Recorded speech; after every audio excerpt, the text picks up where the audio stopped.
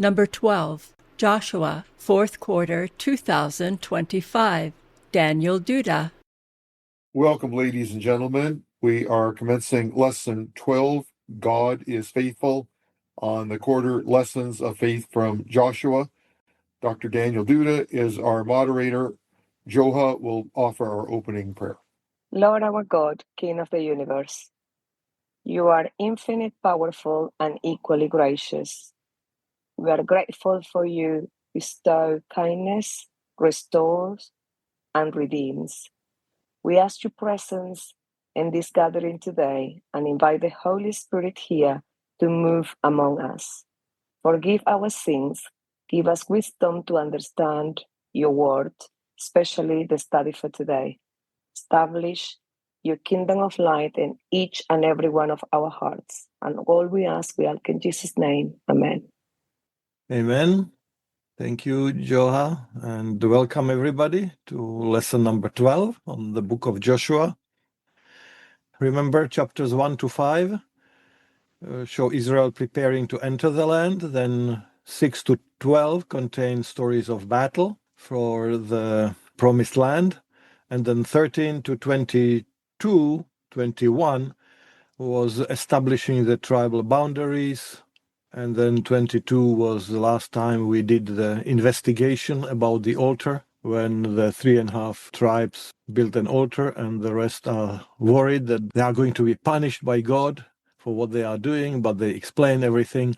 And now we come to chapter 23 and 24, and the last two chapters. And if you look under number 1, it's the purpose of the lesson from the quarterly. As Joshua, the aging leader of the Israelites, sensed that he was nearing the end of his life, he decided to address the leaders of the nation and the Israelites.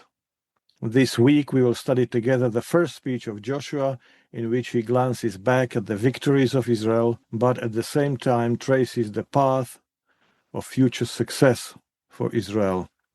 So, just like Moses in Deuteronomy addresses Israel, Joshua is going to address Israel as well, but he does it in 2 installments. In chapter 23, he talks to the leaders, and then in chapter 24, he talks to all of Israel, the whole nation.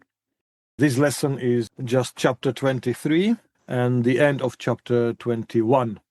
So let's go to 21, verses 43 to 45.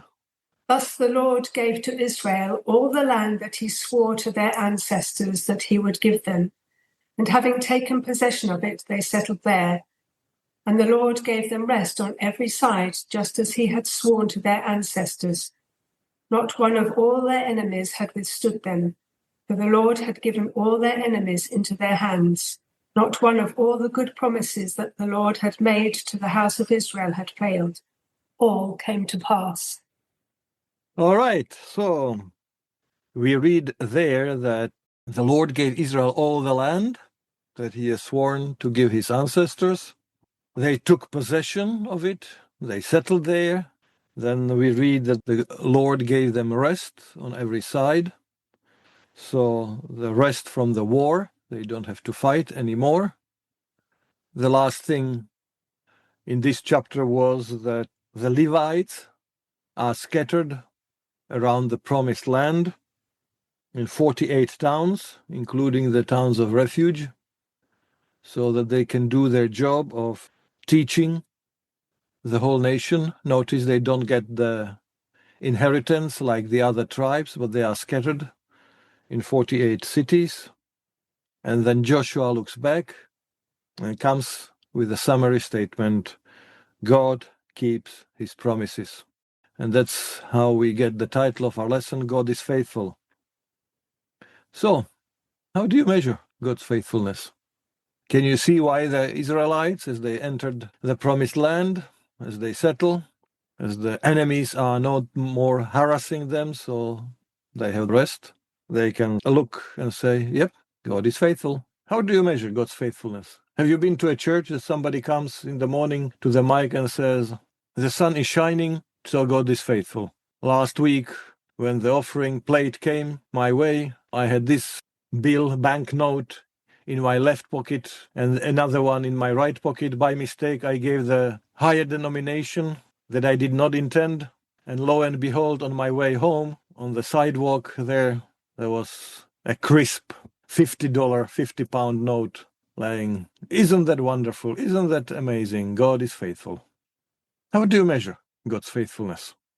Rita?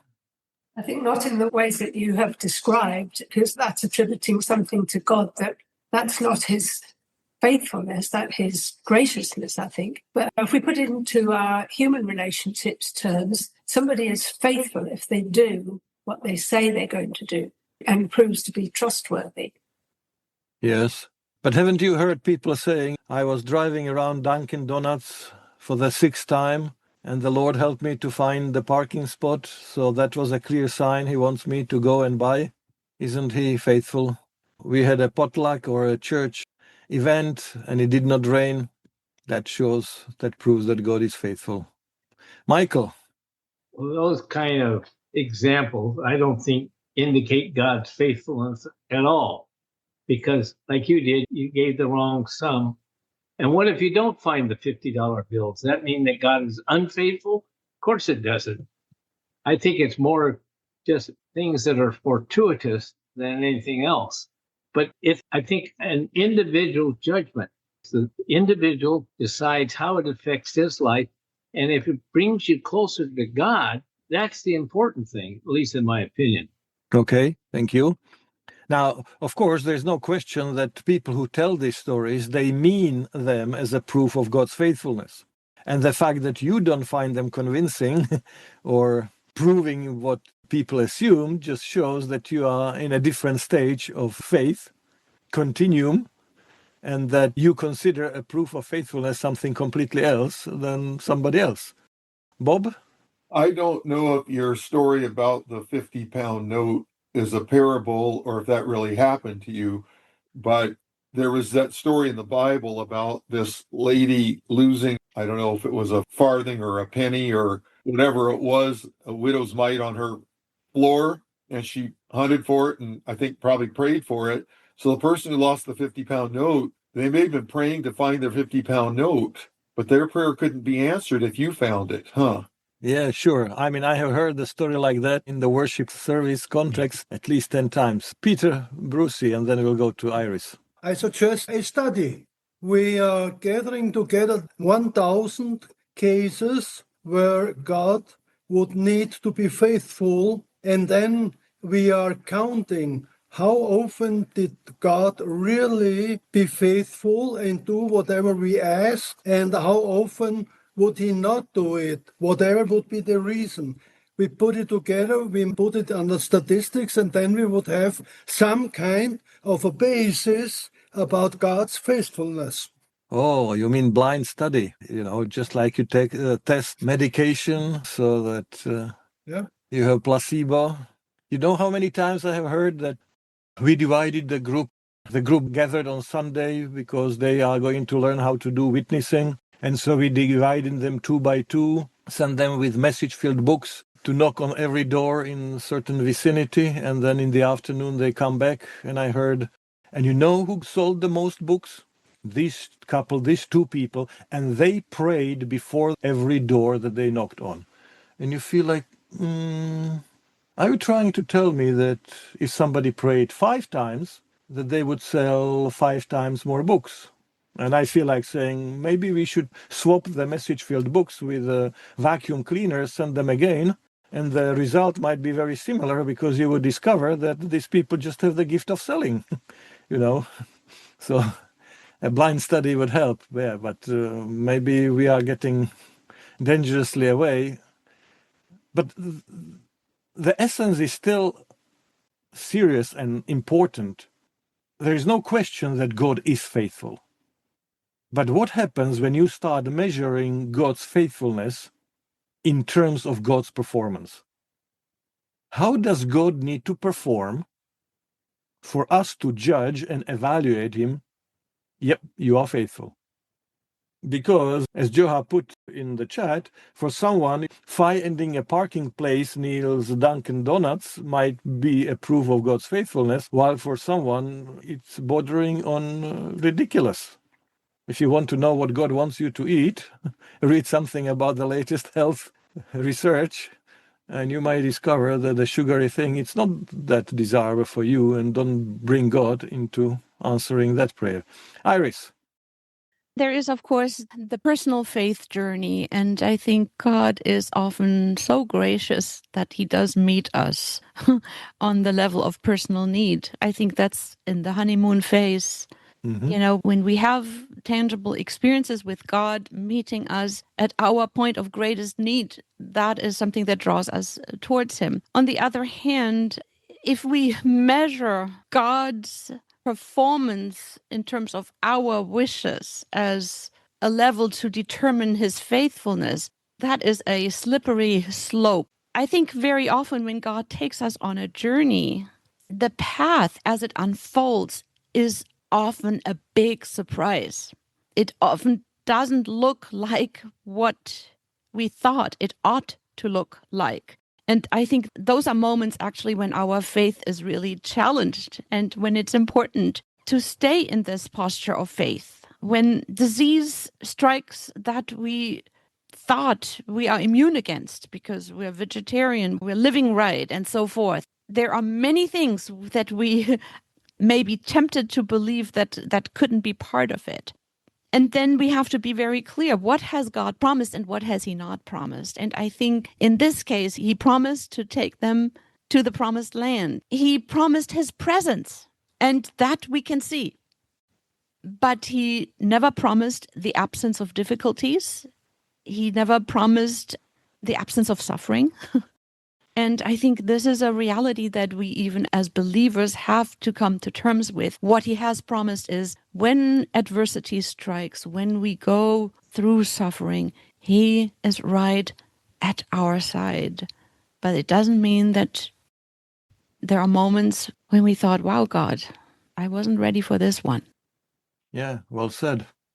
And the moment you start measuring who God is by the circumstances of your life, but by what God is doing, as Jesus says, you are dangerously close to small children mentality when you expect that God is going to dance the way you whistle. And Jesus says, God is not playing that game. Now, if your stage of faith requires, the honeymoon or childlike or early faith stage requires that God answers this and does this, God does that. All of us can have examples from our lives of those instances and those experiences. But if you are honest, you can have at least equally numerous examples where you prayed and it did not happen. And God did not answer the way you asked him to do. And the problem is that if you connect every instance of your life that, oh, this proves God's faithfulness, now you are in danger of saying, oh, and when I don't get the answers I pray for, then this shows that God is not faithful. And that's a dangerous way of thinking, because now we are talking about God's character. When we say God is good, God is faithful, we cannot measure that by how I am doing from the perspective of June 25 or December 2025. But let's go to Sean and then we go to John. Then we'll go back to the text.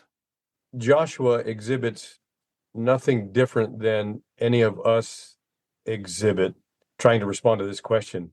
When a human attempts to measure God's faithfulness, it comes through the perspective of the experience of that human being. And your construction of this question about stages of faith, I think, is right on in terms of how we approach this issue of faithfulness. So Joshua demonstrated through his whole life experience, even though he was such a magnificent leader in many respects, that at various stages he got it wrong and he struggled with attempting to get himself out of the way so that he could lead the way God wanted him to lead. So we're no different than that.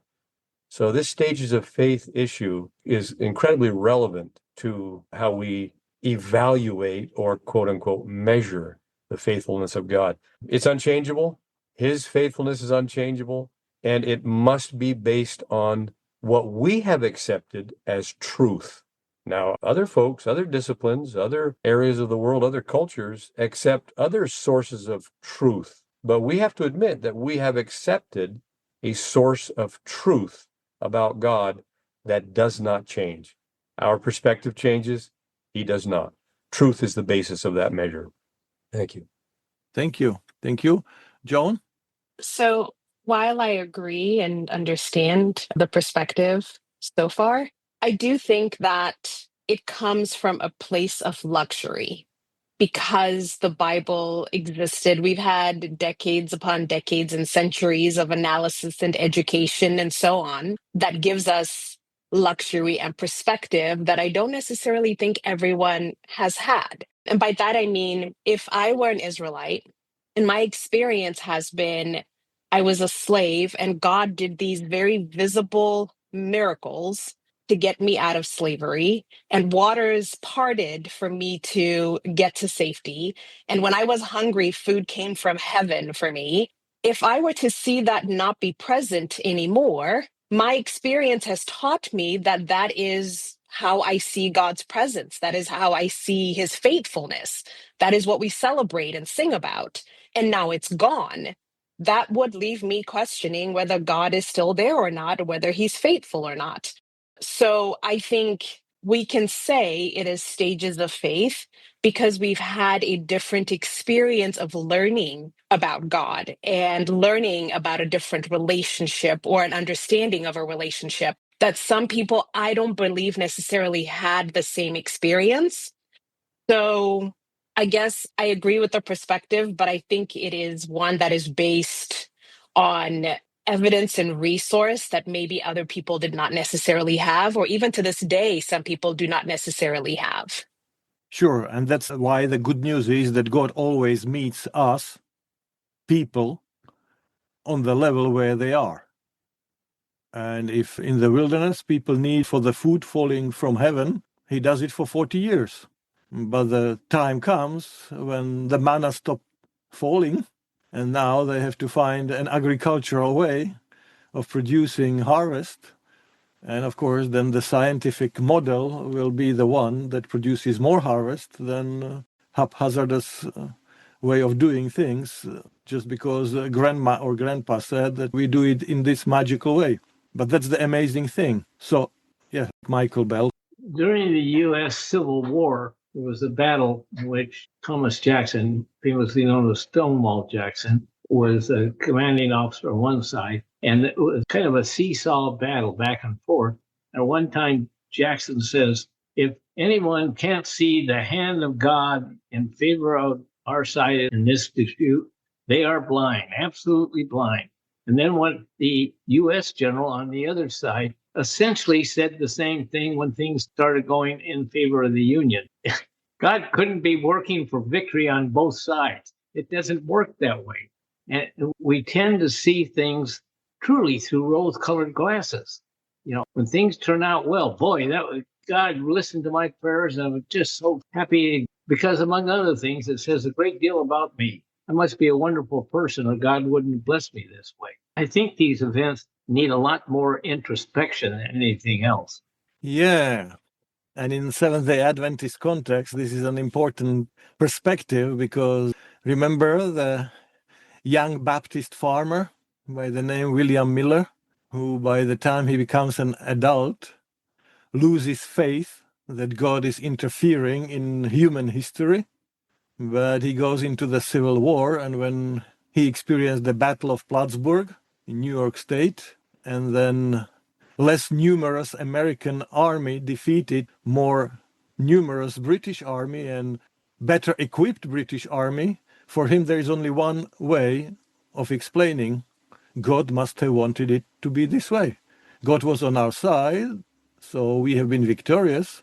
But of course, he can't reconcile that with his deistic concepts that God doesn't interfere in the human history. And as they say, in trenches there are no atheists. So when the shooting is all around you and he sees some soldiers pray and some die and some survive, everybody prays, and he comes back home and starts reading the Bible to discover that, yeah, God is interfering in the lives of humanity, and the Bible says he's going to come back, and the rest is history. And he comes with the conviction that Jesus is going to return around 1843. And as a result of the Great Advent Awakening, the Seventh-day Adventist movement is born because he interpreted that God was obviously on the side of Americans to defeat the British, and he still acts in the history, and the whole movement was born. And that's what Joshua says in our text. God was obviously on our side. We have been able to enter the promised land. God has delivered. He is faithful. Bob? Yeah, on the Battle of Plattsburgh, I had done a little study on that one time for the University Church for the 1844 150th, I think it was, anniversary. And that was the War of 1812, right? Yes. Those were Napoleonic British troops that had just defeated Napoleon at Waterloo. So one of the concerns I had was in doing the report on this for the church was, were there any Christians in the British Army who were praying for victory? Because their prayers were somehow not answered. And I wondered about that because it was written obviously from an American perspective, and yet we consider Britain among our closest friends now in the world. So how is the right way to interpret something like that? Does God favor one empire over the other empire? Or, as Michael said, both prayers could not be fully answered? Lincoln said that. Is there anything in the Bible that would guide us on how to interpret these battles? Yes, and we have struggled with that as we studied the book of Joshua this quarter. But for them, the fact that they inherited the land, that they get the land that did not belong to them, that belonged to somebody else, is a proof of God's faithfulness. And we, this quarter, discussed, okay, for us, reading this thousands of years later, this has some ethical consequences and connotations because the land belonged to somebody else and why God gives it to them. And we reap the consequences of that struggle even till today in this part of the world, where people feel, what kind of negotiation? If God gave us the land, there's nothing to negotiate. It belongs to us. And it has consequences. So, can you see why settling in the promised land is seen as a proof of God's faithfulness? You have heard from John Pauline the importance of Genesis 12 and the battle of Pentateuch and the role it plays, how God promises the land as a part of restoration of the Garden of Eden, and that he wants to put his people on the crossroads between Egypt and Mesopotamian superpowers so that they are witnesses. Can you see how the land is important in their thinking, and the fact that they have the land is a proof of God's faithfulness, that what God promised centuries ago to Abraham now has been fulfilled, and we are living through that. Can you see that? I mean, it's a close question. Where I come from, nodding will do. Can you see how sincerely they say, yep, God has truly been faithful, because now this riff-raff crowd who have been slaves 42 years ago now are settled in the promised land. And there's only one way to explain it: God's faithfulness. They are not that strong, they are not that numerous, but it was the fear of the Lord, as the prostitute of Jericho says, that they were not able to withstand, and they were able to be in this land. I will never forget, after Michael Gorbachev comes to power as the general secretary of the Communist Party of the Soviet Union, and he decides on perestroika that he needs to change certain things in how the system is run, because as a secretary for agriculture, he discovered that the system is broken, and so he knows, I need to change something for the system to survive, to rescue the system. Now, of course, as a general secretary, he discovered it's not only agriculture that's broken, it's the whole system that's broken. But one of the things is that he decides to use a different approach to religions. So while in the Soviet Union, based on Marx's teaching that religion is an opium of humanity, of mankind, there were fierce persecution of religious people. When perestroika starts, and one of his ministers in charge of the Department of Religion is invited by Seventh-day Adventists to Washington area to visit Washington Adventist Hospital and Columbia Union College, etc., and then Review and Publishing House in Hagerstown, which went bankrupt since then, and we don't have it anymore. But in those 80s, was still a thriving institution. He is so impressed that comes back and says, these people have something to offer to the society. We need to treat them differently. And he decides to give the first Protestant seminary, to give a piece of land. And a first Protestant seminary is established. And then they need teachers. And I had the privilege of spending from 90 to 92 in that institution. I still remember the palpable feeling of the students who say, what our forefathers only dreamt about, we are living through that. That was the only time in my teaching experience when the students didn't ask, do we have to learn this? Will this be on an exam? Are you serious? Do you really want me to read this book? Should I really write this paper? No, they did it because they felt for 70 years our ancestors, our fathers and grandfathers have been persecuted. They did not have a seminary. And now the fact that we can be gathered here, have classes in theology, study, this is a proof of God's faithfulness. And it was a joy to teach the students because they were hanging on every word we teachers were bringing to them, because they felt we are walking through this period of history where God, with his mighty acts, proved his faithfulness, and we have something that we did not have for the last 70 years. Now, by the way, I think 5 years or so, they invited me back for an intensive class in pastoral counseling, psychology and counseling, and the mentality of students was the same like everywhere else in other seminaries where I taught, that students ask, oh, really? Are we supposed to take notes? Will this be on final test? Is this important for me to learn? Just like everybody else, because that feeling suddenly was gone. But I remember receiving a delegation of the wives, because a number of the students were already married with families, but I received a delegation of the wives who came to me as the head of theology department and said, we are going to take care of child-minding business among ourselves, but could we also attend some classes? Because our husbands come home excited and they talk about these amazing classes and theology of Matthew and theology of John. We never heard anything like that, and we want to hear it too. So we will organize child care ourselves, and we would like to sit in those classes as well. They felt they experienced God's faithfulness in their very lives. So can you see how this generation of Joshua goes through that stage of faith and that experience where they say, wow, if it were not for God, we would not be in this promised land. This is a palpable proof of God's faithfulness. Sean. Yes, thank you, Daniel. It was a marvelous testimony. I appreciate hearing that.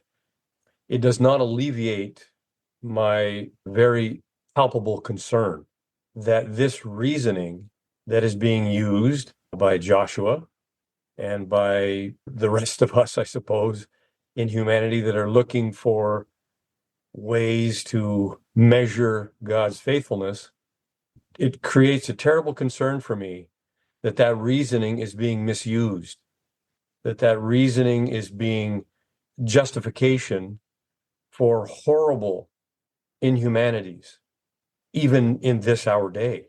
In fact, not to go into it, but it's all over the Middle East at this point, and much of the rest of the world is involved in consequences that result from the same reasoning that we are discussing here. This happens to be on the negative side. You experienced a very positive thing in Czechoslovakia and in Russia, etc.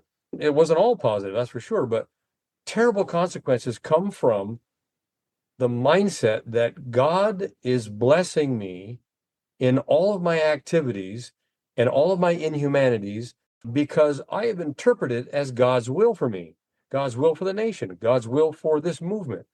So I'm alarmed, and I want us to clarify for ourselves, and for nobody else, how we can better think, how we can better utilize a way of determining God's faithfulness and God's will as we move forward, and what the ethical guidelines might be to determine what is his will. So, anyway. Yes, and that's why we are doing this, because this lesson is being studied all around the world. And how many people are going to read this text and say, and you know, if only we dot every I, cross every T, then we will experience the same examples of God's faithfulness. We will get the same answers to our prayers.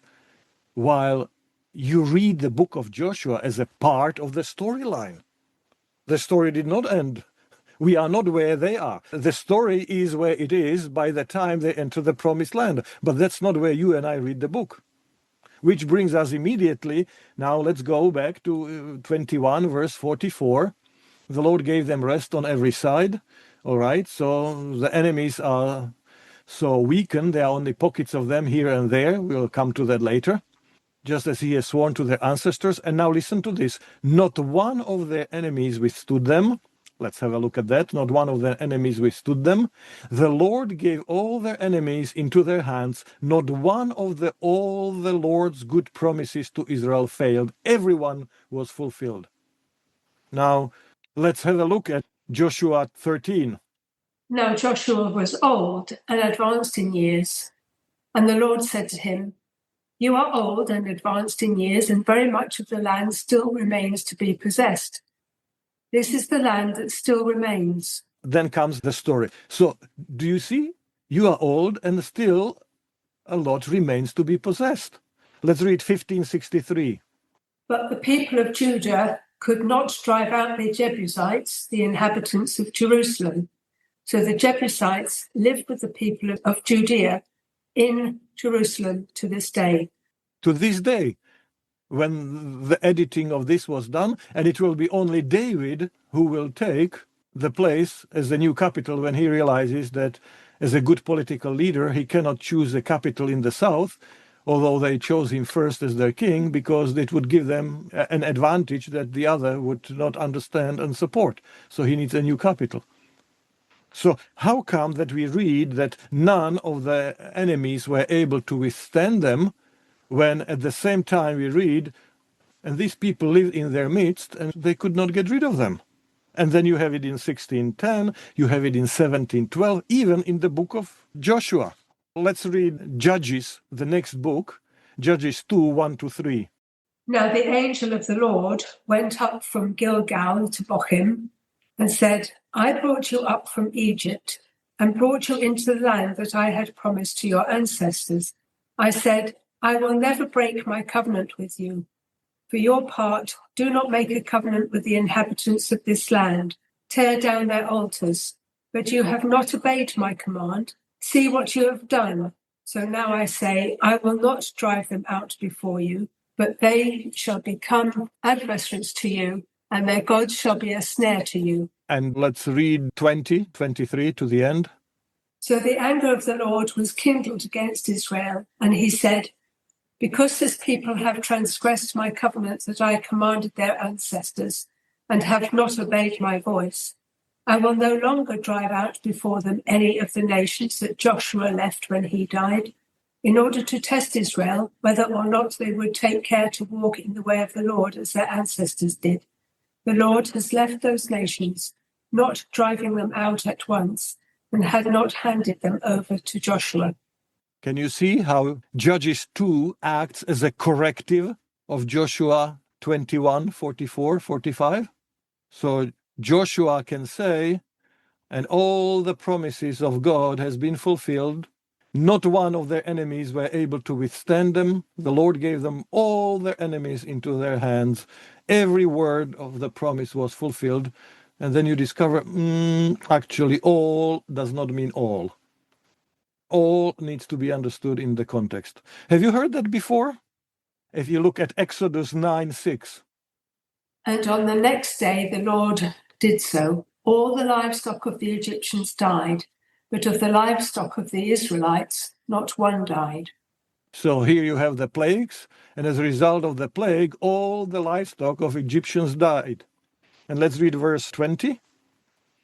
Those officials of Pharaoh who feared the word of the Lord hurried their slaves and livestock off to a secure place. Now, wait a minute. All the livestock died in verse 6, and now they try to save the livestock into a safe place. And let's read verse 26. Only in the land of Goshen, where the Israelites were, there was no hail. Okay. And elsewhere the hail was and destroyed the livestock of Egyptians. Wait a minute. I thought that the livestock was destroyed before. Obviously, all does not mean all.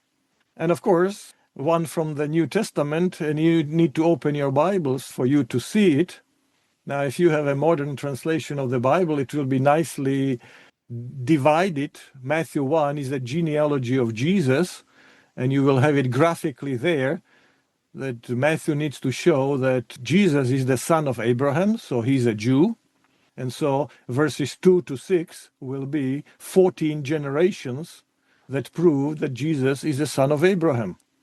Now, if Jesus is the king, he needs to be the son of David, because remember, Herod is not the legitimate king because he's from the line of Esau. He's an Edomite. And so verses 6 to 11, Matthew needs to prove that Jesus is the son of David. And so you have 14 generations there. And then verse 12, after the exile to Babylon, and then you have the list of names.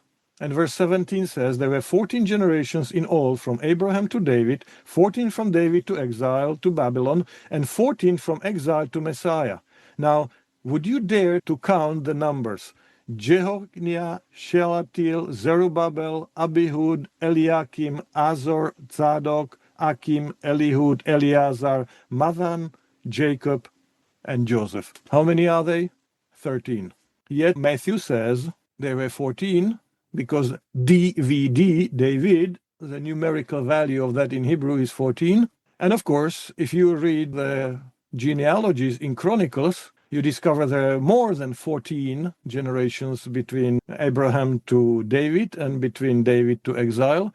But Matthew says there were 14, and even says there were 14 from exile to Jesus, while he only has 13 names, and is not bothered by that at all. What's the lesson for us? How do you understand all these promises were fulfilled? Not one word remained unfulfilled when Judges clearly provides a corrective, and even within Joshua you have a number of places, at least 4 different places, where this is indicated that it was not so. Okay, Rita. Yes, what came to my mind when we were looking at those verses was that when you've got what you want or where you expect to be, etc., then you tend to big up the successes and you bury the failures. But ultimately, the failures will come to light, the true history. So I think the Bible is almost unique in recording a nation's history in that it includes a lot of the failures. If you look into what was recorded, say, by the Egyptians, the records don't really say very much about where they failed. And I think that's probably because, well, it almost certainly is, because the Bible is not the history of Israel, it's the history of God's dealing with Israel.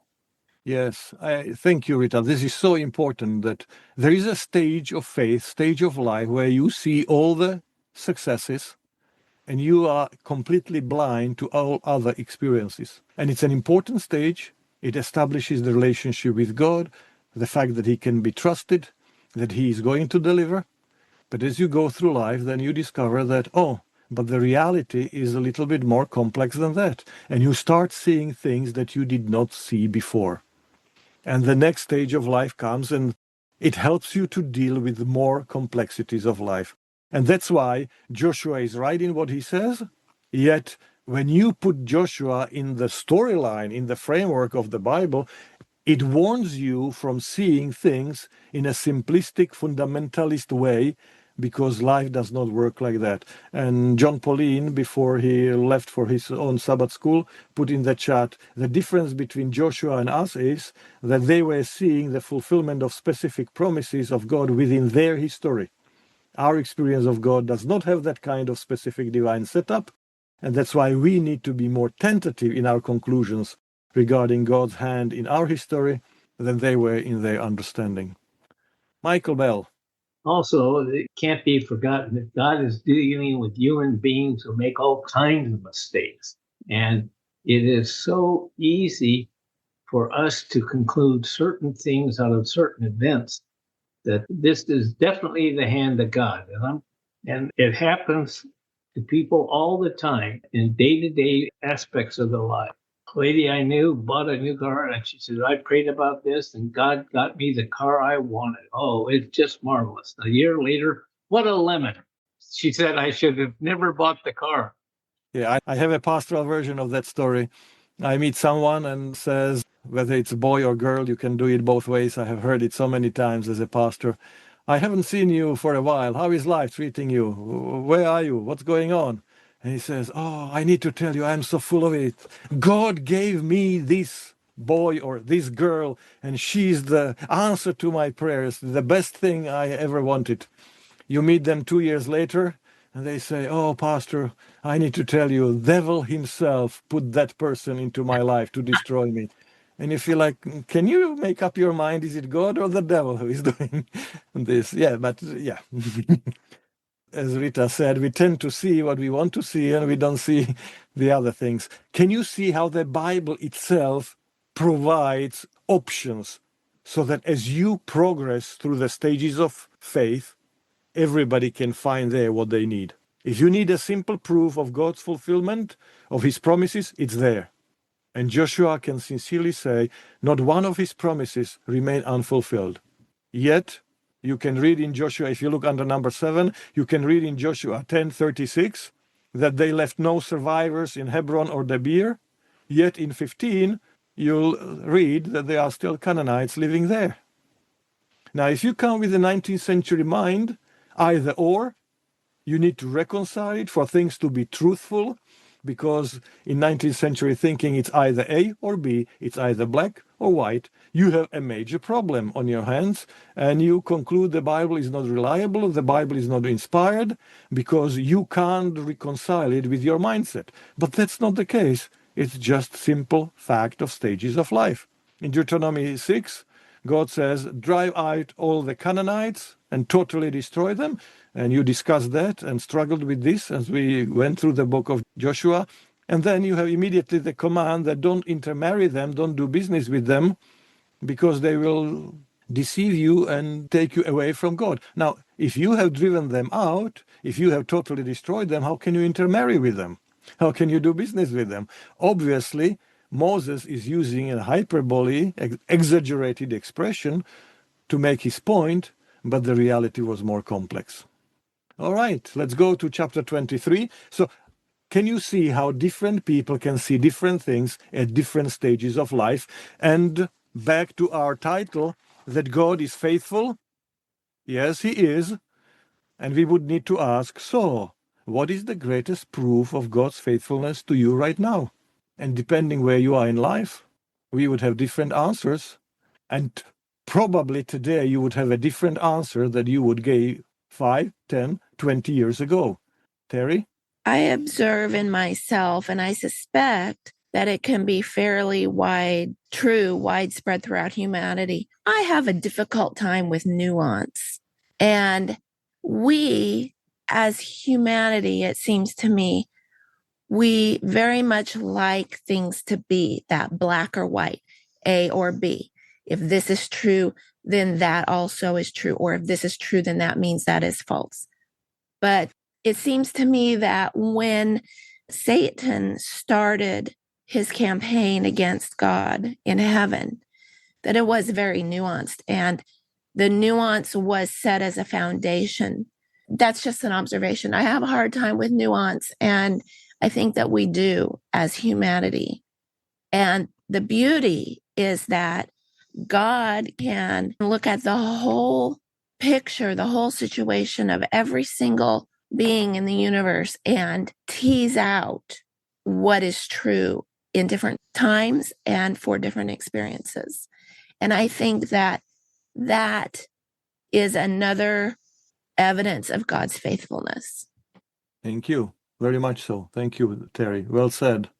All right, let's go to chapter 23 and let's read the introduction to Joshua's speech to the leaders of the nation. A long time afterwards, when the Lord had given rest to Israel from all their enemies all around, and Joshua was old and well advanced in years, Joshua summoned all Israel, their elders and heads, their judges and officers, and said to them, I am now old and well advanced in years, and you have seen all that the Lord your God has done to all these nations for your sake, for it is the Lord your God who has fought for you.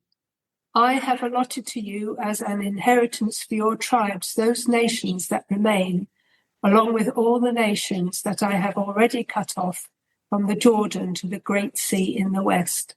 The Lord your God will push them back before you and drive them out of your sight, and you shall possess their land as the Lord your God promised you.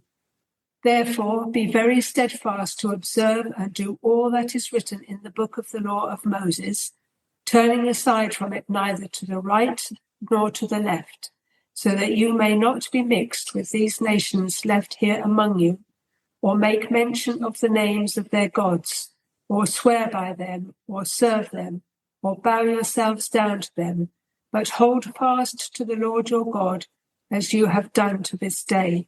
For the Lord has driven out before you great and strong nations, and as for you, no one has been able to withstand you to this day. One of you puts to flight 1,000, since it is the Lord your God who fights for you, as he promised you. Be very careful, therefore, to love the Lord your God. So, what is his concern? How does he put the clear boundaries? What is the speech, the pep talk that he gives? Remember, Moses gave his talk at the end of his life. Joshua does the same. He is a new Moses for his generation. What is it that his people need? And as a good leader, he knows where his audience is. Don't give them what they don't need. One of my favorite illustrations is, if you give an apple to a newborn baby, it's going to choke. Is there something wrong with the baby or the apple? No. The problem is with the fool who gives an apple to a newborn baby. Remember, Jesus says, I have many things to tell you, but I am not even going to try to, because you can't bear it, you can't stand it. It would not help you. And a good leader knows what his people need, and he provides them exactly that. So what is it that Joshua provides for his people? Rita and then Iris. It seems to me here that he's wanting them to remember or to acknowledge that God is doing these things for them, and that they must stay with God, to love God, not to think that they can do these things on their own. So rely on God, be dependent on him, because once you think how marvelous you are, it's about you and not about God, and that will be your downfall. How true in our own experience, especially if you are the type who tends to think that you are the world champion and you can achieve anything you want to. Now, there are people who struggle and do not believe in themselves, and they will have another struggle, another temptation, and they will need to hear another message. But there is certainly a significant percentage of population who feel from early childhood, me, myself, I will do it. I can achieve this. I am good enough. And that message is so important to hear. If you don't rely on God, you alone are not going to achieve these things. Iris? Yeah, I think as he looks into the future, he wants the people to remember the storyline, the lessons learned from God's faithfulness, from the way he has been patiently walking with them despite disbelief, despite struggles, despite failures. He has been faithful to them. And the reflection of God's faithfulness with them invites a posture of faith moving forward. And yeah, he wants them to not forget the storyline as they move into the future. Yes, thank you. Sean? It seems a bit of a setup to me. Be very resolute in observing and practicing everything that's in the book. Seems a bit of a setup to me, Daniel. This is not something that they're going to be able to achieve or going to be able to practice. Neither would you or I. And we don't. Observe and practice, be resolute. This is something of a setup here that I believe will provide a contrast for sure, a learning moment, a lesson as time moves forward. But this isn't something they can accomplish. And Joshua, I believe, is young enough to be in that mindset. He's young enough and bold enough and strong enough to want to move forward in a way that others can't replicate. Joshua couldn't either, but seems a bit of a setup. I don't quite know the explanation other than God is building something for the future as it's put into the larger context. And that God takes seriously when they say all these things we will do. Okay, then please do. Instead of saying to them, guys, do you want me to give you a window? Do you want me to tell you what I know? Because that would be discouraging. Henry. That could be a potential risk for ourselves today. It's not just speaking about Joshua in the past, it's the application in today's church and Christian environments when we think that all that we need to do is follow the rule and then we have achieved. It's nothing that God does for you. You do it, and then God will sign up and endorse everything that you have done by obedience. And we need to remember Moses was not obedient all the time, especially in hard times when God's reputation was at stake. It was not obedience what was necessary, but it's a loving character that understands what is that God is trying to accomplish. And he is doing it step by step with the people. Right? He is not expecting them to run the marathon when they are not even able to run the 5K. And sometimes we want everybody to run the marathon when we are not even able to. Yeah, thank you. So, what does it tell you about the audience stage of faith when Joshua needs to have a pep talk to them and say, you will enjoy prosperity and joy if you are faithful, but unfathomable misery if you are not faithful? And if you look at Leviticus 26, that's exactly what you have. The first part talks about the blessing, and the second part talks about the curses. If you open Deuteronomy 28, first 14 verses are the blessings. These are the good things, prosperity and joy you will enjoy if you are faithful. And then 15 to 68, these are the unimaginable misery that you are going to experience. What stage of faith are these people, if this is the talk that they need? Yes, Rita? No further up than the second. Yeah, 1 and 2. And that's what they need. That's what they get.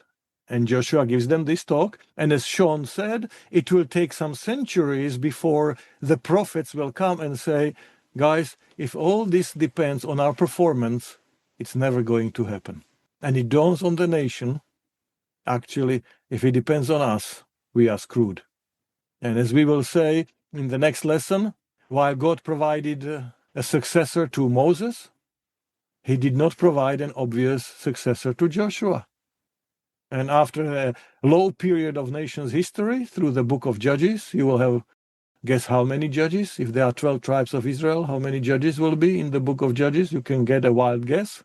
12, yes. Then they say, oh, we want to be like nations around us. We want a king. And God says, not a good idea. It's irreversible decision. It's going to have far-reaching consequences. And the prophets will come and say, God himself is going to break through and provide the solution. Because suddenly the nation sees and understands, if it depends on us, our obedience, our performance, actually, we can't do it. But when they sincerely say, all these things we will do, God takes them at face value. This is the best they are capable of, and he respects them. He respects their choice and does not frustrate them and disappoint them that you can't do that. Because remember, if you want to help people, you have to be one stage ahead of them so that they can be motivated. If you are 2 stages ahead of them, you frustrate them. And if you are 3 stages, you get crucified as Jesus did. And how important it is for us to understand our audience and what they need and to provide that for people so that they can be on a journey. And yes, the prophets, Jeremiah and Ezekiel, will come and speak about the new covenant and a new heart, etc., that God is going to resolve this problem. And once the nation realizes they have a problem, God already has a solution. But if the nation doesn't know they have a problem, then they get the message, be strong, be careful to obey all that is written, follow it, don't depart from it, make sure you perform. Now, it's a nice pep talk, but it can be incredibly defeating and creating a guilt trip if you realize I can't perform, I can't do this. And so what can be an encouraging sermon for someone can be a guilt-inducing talk for someone else. Michael? Isn't that a challenge for us today? It's so tempting to say that, okay, now I've got to figure it out. I know what we got to do. And it just leads you down terrible paths. Whether you're the president of the United States or just figuring out, my wife said, would you go down to the grocery store and get these 3 items? And I think to myself, wait a minute, I know a better place than this grocery store. And that's when things started to unravel. I think we all have those kinds of experiences. Human nature, and this is what I think one of the main problems is, God has to deal with human beings. And we are very intelligent people, but boy, do we make bonehead mistakes. Yes, thank you. Let's read verses 15 and 16. Let's continue with Joshua's speech to the leaders. Joshua 23, verses 15 and 16. But just as all the good things that the Lord your God promised concerning you have been fulfilled for you, so the Lord will bring upon you all the bad things until he has destroyed you from this good land that the Lord your God has given you. If you transgress the covenant of the Lord your God, which he enjoined on you, and go and serve other gods and bow down to them, then the anger of the Lord will be kindled against you, and you shall perish quickly from the good land that he has given to you. All right. So, as the lesson says, how do you interpret the descriptions of God's wrath and retributive justice? Now, you already know what stage of faith is his audience if he needs to tell them, guys, you will enjoy prosperity and joy if you are faithful, and unimaginable misery if you are not faithful. So, what kind of language is he going to use?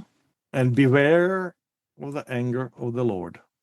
Remember, as Graham used to say, and if I discover that the brush is dry, you better brush your teeth, because mom or dad will get very upset if you don't. Rita? Yes, at stages faith 1 and 2, the only kind of language that people understand at that point is very black and white language. And although once you get further along and you're more mature, you think, that's really harsh. That's not how he is. But unless you go through those phases, you can't get any further up through the development, through the stages of faith and your relationship with God. So it is a necessary step up a ladder. You can't go from the ground to the top of a ladder. You have to go one step at a time, from being told what to do and then given the black and white options to choose from. And you're going to choose the one where you're not going to get into trouble. And then you can move on. Yeah. And then you realize there is a better way of doing things, there is a better motivation, and there's a better way of dealing. Bob Zipprick? Will we ever have a lesson or a quarterly on the prayer of Jabez? The one where, you pray for prosperity and it comes? Because it sort of ties into the Israel's offered a good life, and it isn't, well, with the nuances we've been talking about. And I was looking at that earlier because there's even books written about it. But, I know you can't take it literally, but I'm just curious if that is a topic we will ever wrestle with. It ties into this loosely. Yeah, would you study that few verses for 13 Sabbaths? Only for one, maybe for 10 minutes. Oh, okay, good. Sean? How universal is this principle that we are discussing of interpretation and hermeneutical process in academic or theological research or in commentary? How universal, or is it at all included, this way of seeing, this principle, this understanding of God and how he works with the context? Is this something that is generally accepted in biblical interpretation and scholarship and fed to the masses via the pulpit, etc.? Or is this something that is more nuanced in terms of willingness to see God work in ways that inspired the Bible, inspired the writers, inspired the individuals involved to be progressive in their approach toward his will and his salvation? Yeah, good question, Sean. At the time of Joshua, most of the nation is at this level. Maybe Joshua and Caleb operate on a different level, a different stage, but most of them are there. Now, if you take the world as a global village today, what would be the percentages? Do you know that George Barna's research shows that 85% of Christians are at stage 1 and 2? And of course, he does his research only in the United States and Canada. So if you broadened it to the whole world, what would be the answer? Rita and then Henry? I think this is one of those situations where it's really so important for us to understand the culture of the time. Yeah. And that they were used to these kind of things, these covenants. God had made a covenant with Israel, and covenants were pretty black and white, without nuance. And you knew exactly where you stood. But in our everyday lives now, we don't work in covenants. I think they used to work in covenants between families even, let alone between a nation and God. We don't work like that now. That's not how our societies work, certainly not in Western societies, which makes it very difficult for us to get to grips with this, to understand it, because we are putting our Western biases and understanding on a text which is thousands of years old. And the suzerain treaty says, this is what I did for you, and these are the duties that you are supposed to perform and do in return for what I did for you.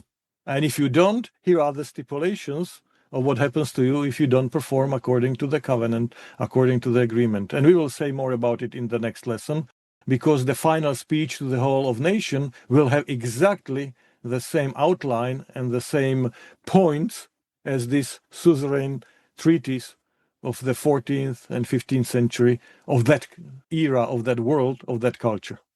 And we would think, if God is doing a covenant with these people, shouldn't that covenant be very different? And of course, it's easy for us to read it and say, shouldn't it be a little bit like the agreements, the trade agreements between countries in our time, or etc.? No, God takes people where they are and treats them the way they can understand. Henry and then Bob. It is sort of risky for, in our today's experience, to continue to speak about God's wrath and retributive justice as a motivator for us today, and using the story of Joshua and the stages of faith that the people of Israel is at that time, and try to apply it literally to us today, and continue to use the same time of motivator for today's people, ignoring what the Lord has been trying to achieve. That this is not a depiction of God's character. This is a God that is trying to approach the people at the level that the people is at that time, but that's not exactly how God it is.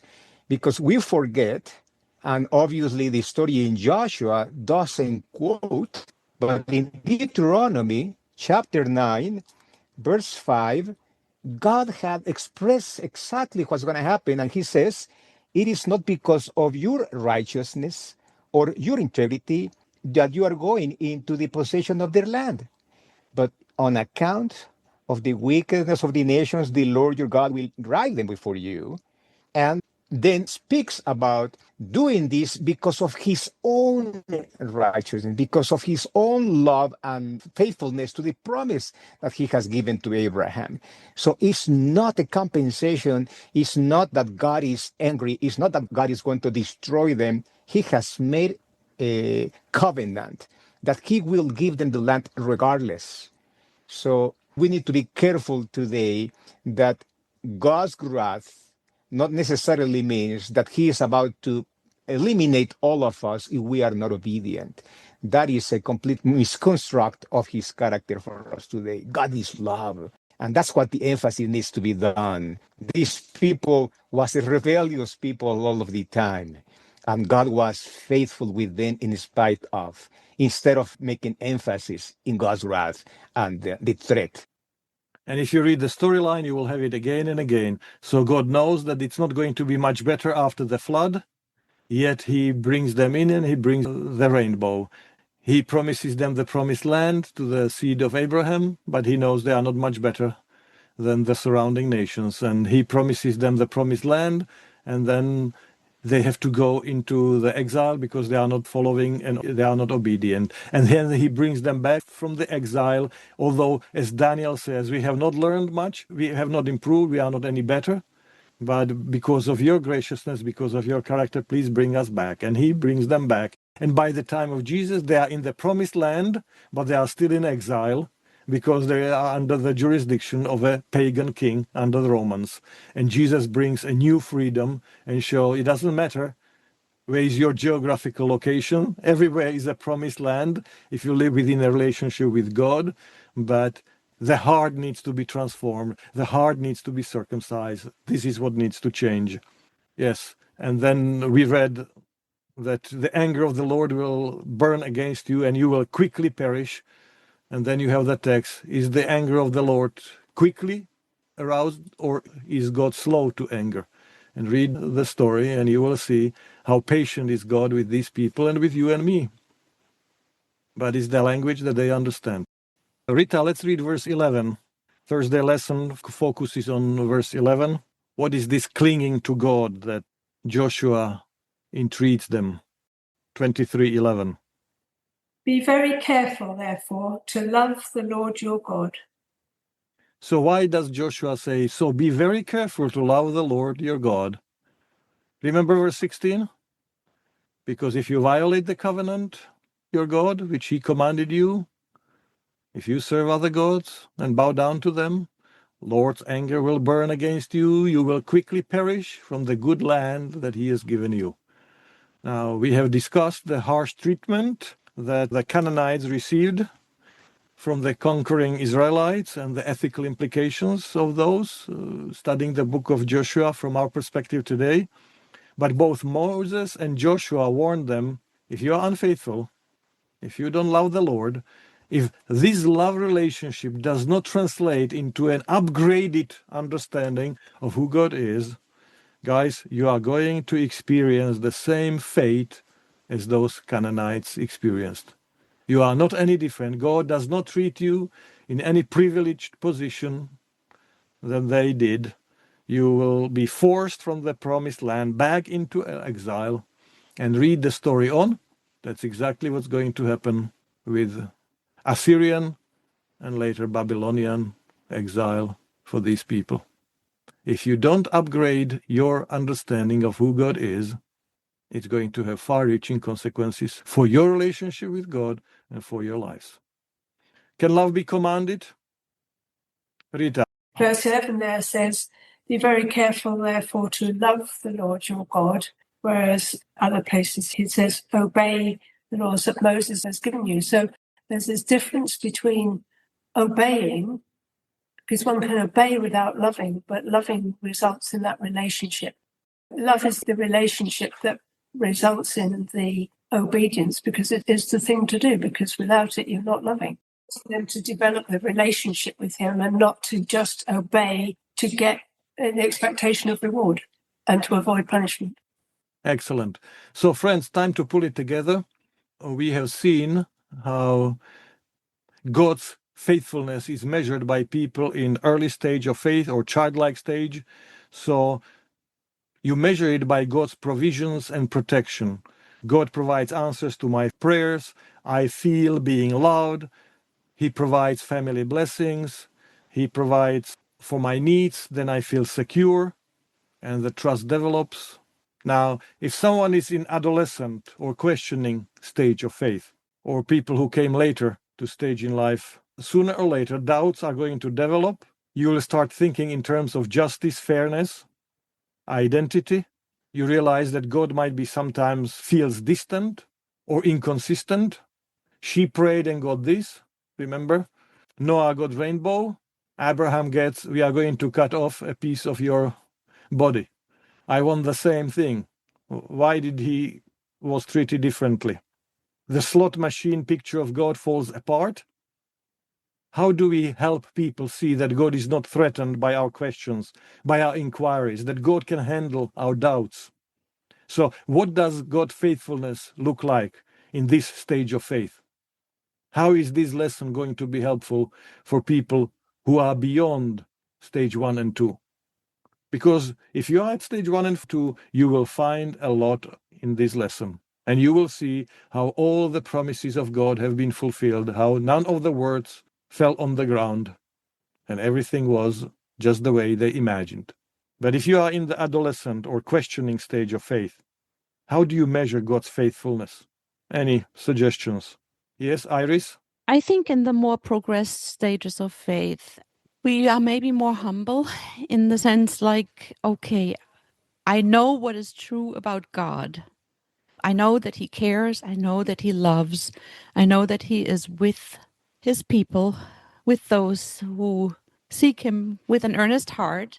But how he really responds to a specific situation, there's often a sense of amazement because it is so different to anything that I may have expected. It's sometimes different to what I prayed. But as I look back, I still see that he did it in an astonishing, wonderful way, that he did it in just the right way, beyond what I expected, beyond what I thought it should look like. And then it becomes reassuring of my faith again. Every story, every time, every crisis that I walk beside him and holding his hand, holding on to him, sometimes despite uncertainty. But as I look back, I see God's faithfulness. So that is my suggestion. Excellent, excellent, Iris. Very helpful. So it helps you see the constancy of God. Despite of my emotional swings, ups and downs, performing or non-performing, God is there. And as 2 Timothy 2:13 says, if we are faithless, he still remains faithful. Why? Because he cannot disown himself. You are still his child, you are still his daughter, you are still his son. He's there, even when you can't perform. And of course, later in the storyline, God and Israel will provide this, and Israel will see it. And Jesus points it out that God sends his Messiah. The Son comes, in spite of the way how they treated the prophets and the messengers of God. He is still faithful. He still provides the constancy. It's there. Now, let's go to the mature stage of faith. So our faith or God's faithfulness does not eliminate the randomness of life. In the cosmic dimension, in the cosmic conflict, he can't. He can't treat his children differently than anybody else. So if a certain percentage of population is going to get cancer, if certain percentage of population is going to die in a car crash, it applies to everybody. Sooner or later, you are going to face hardships, losses, illnesses, betrayals, unanswered prayers, and you can't evaluate God's faithfulness by the blessings that you received, but what will be the measure of God's faithfulness at that stage of life? Sean? The original question in this lesson plays very heavily on this final question here. And my consideration of these questions have led me to thank God that he has helped me have an interest in service to other people. My delight is more and more in how can I help? How can I be a friendship? How can I express my generosity toward people in the community, whether in a faith community or in the larger community? In fact, I had a brother the other day. I use the word brother, a man that I never met before. We had a nice little gathering. And as I spoke, I could see his puzzle on his face. And as we broke up and we left, he chased me down. He literally chased me down. And he tugged me by the shirt and he said, Sean, it was nice to meet you today. I just need to know, are you a real Christian? You've been calling people brother. You've been speaking like you're a Christian. I just need to know. I use this as a way to illustrate, Daniel, that service, generosity, helpfulness is the real evaluator for me to know whether or not God is reaching my heart and growing me up. This man needed to have external assurance that what he was hearing and seeing was something that he could actually measure and conclude. Thank God that as he grows us up, we have an interest to serve the community in his love. Thank you. Excellent, Sean. Thank you. Can I touch you? Can I poke you? Are you real? Yes. Of course, what you are mentioning is the next one, the seasoned faith and the deep faith, when you realize I don't measure it with what happens with me, I measure it by serving others. Jesus says, I am among you as one who serves. He doesn't pray, oh, Father, why are you doing this to me? For 30 years of absolute faithfulness, is this what I get? Why do I draw the short straw? Why are you doing this to? No. I am among you as one who serves. He's more concerned with others. If you are after me, then let this go in peace. He cares about the disciples, etc. So that will be the next stage. But for this tested faith, the faithfulness is that you don't escape pain, but God is present there through your pain. God holds us even when the life breaks us.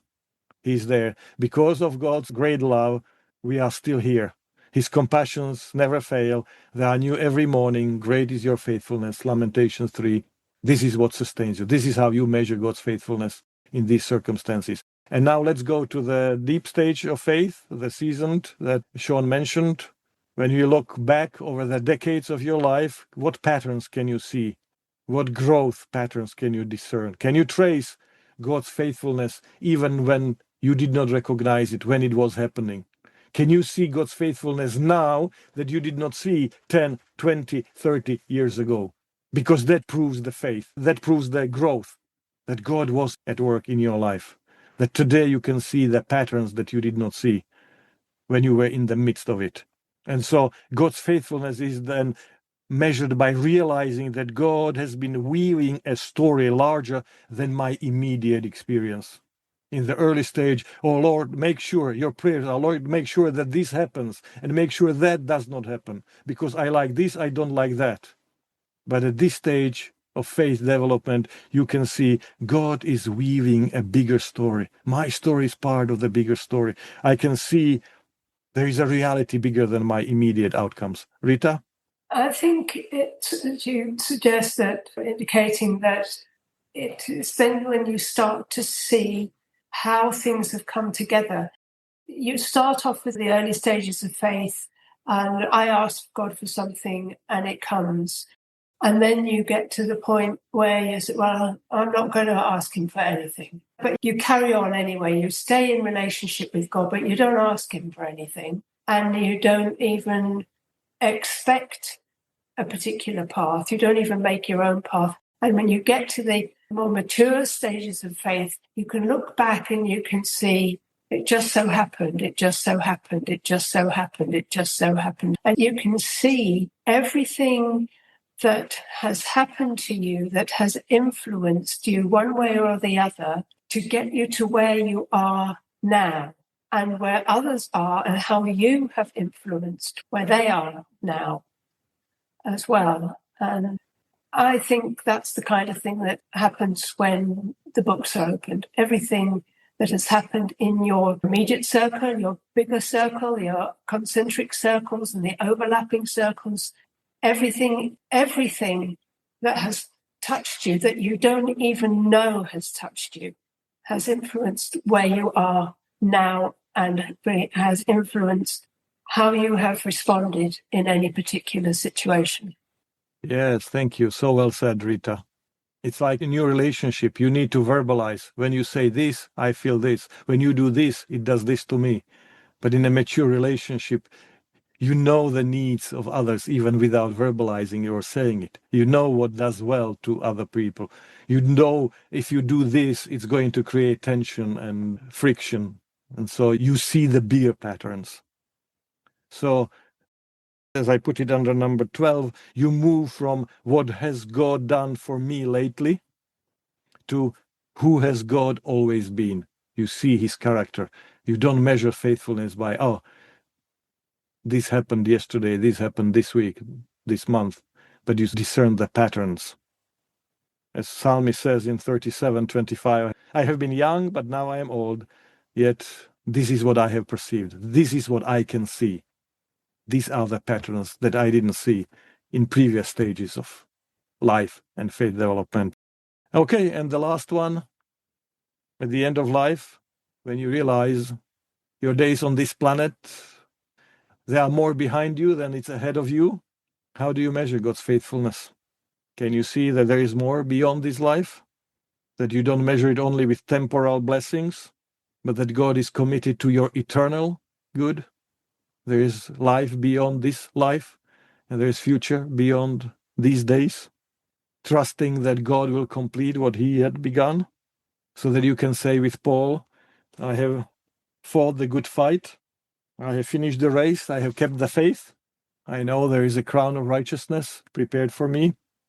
That's how you measure God's faithfulness, and you know that he will be there for you all the time, everywhere.